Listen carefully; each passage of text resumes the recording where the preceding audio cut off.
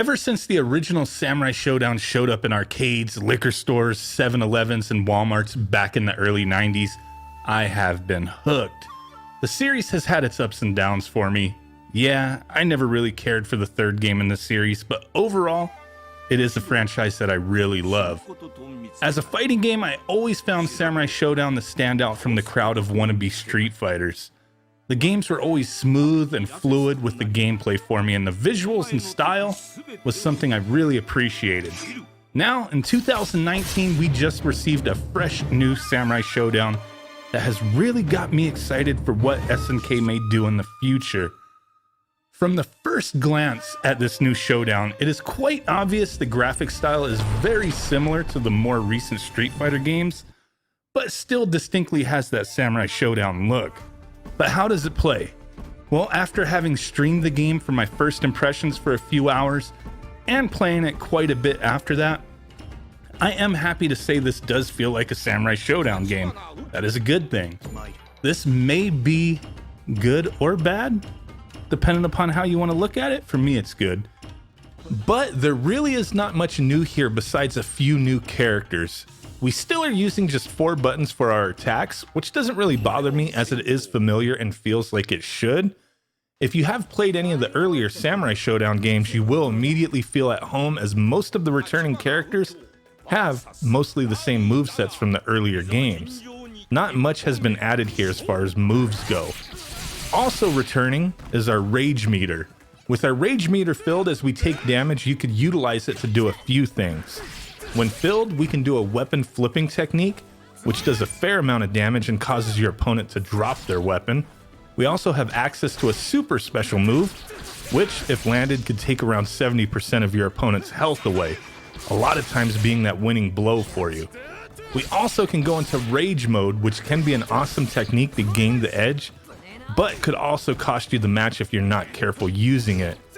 You can enter rage mode by hitting light, medium, and heavy slash all at once. This will automatically fill your rage meter, with it slowly diminishing over time. During this time, you could use a lightning blade technique that, if landed, will deal more damage depending upon how filled your meter still is. The main downside into going into rage mode is that you now lose your rage meter for the rest of the rounds, so you do have to use it smartly. So combat can be very tense like most other Samurai Shodown games. Going into this game, it definitely does not accommodate button mashing, as if the thinking is to continually use heavy slashes to do the most damage, that can easily backfire by opening you up for a free attack if blocked properly by an opponent, and your reaction not being prepared for how they just countered your attack. Combat feels very rewarding when you properly counter an opponent's attack, but not reacting properly or making a tiny mistake can also easily cost you the match early on.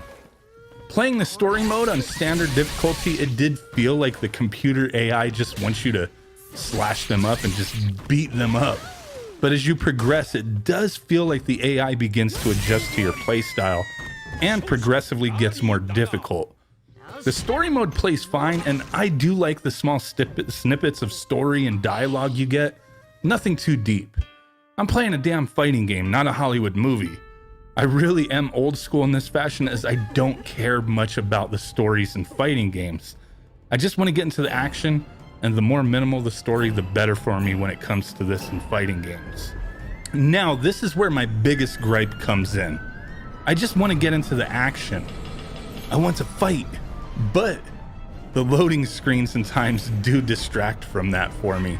Beginning every match from a previous win can take anywhere from 16 to 28 seconds to load and to get into the next match.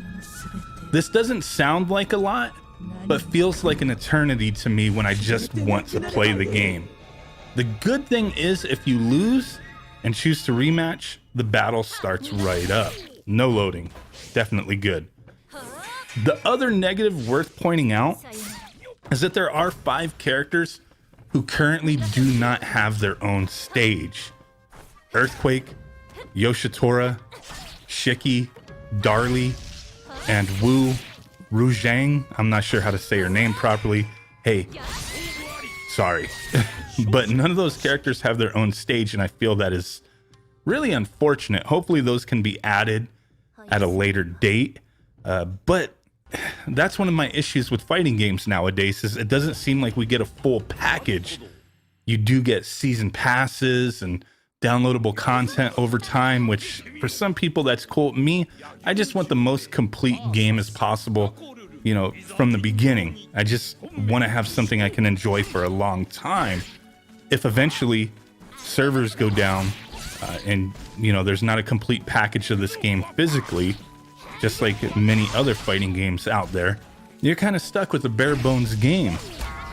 So moving forward, the sound effects and voice work in the game is very excellent in my opinion. Starting a fight, hearing the battle being announced to begin in Japanese, just like the older games in the series, was very awesome to me. My only nitpick on audio is that there was not much that stood out to me in the selection of music used for the stages in the game. Nothing really memorable, nothing that really bothered me, but just nothing memorable, nothing that I'm gonna remember down the road, nothing that, you know, if I heard it randomly somewhere, I'd be like, yeah, that's Samurai Shodown. It just doesn't have anything like that for me. Maybe I'm missing something, but after playing the game quite a bit, the music is a little lackluster in my opinion.